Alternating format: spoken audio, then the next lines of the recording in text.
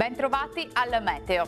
La perturbazione abbandona l'Italia e dunque nel nostro territorio torna ad essere asciutto e stabile dappertutto. Ma vediamo nel dettaglio la situazione di giovedì 10 ottobre.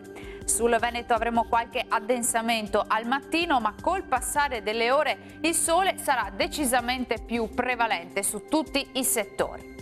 Temperature stazionarie in linea con la media del periodo, minime tra 9 e 13 gradi, valori massimi compresi invece tra 19 e 21 gradi. Ci spostiamo ora sul Friuli Venezia Giulia, dove avremo qualche residuo piovasco al mattino, in esaurimento però con il passare delle ore, quando poi tornerà ad essere soleggiato dappertutto.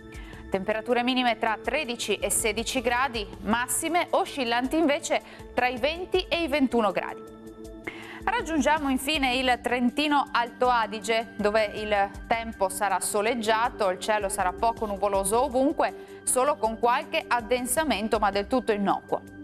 Temperature minime tra 8 e 10 gradi, massime sui 21 gradi. Bene, dal meteo di Antena 3 per ora è tutto, grazie per l'attenzione e arrivederci.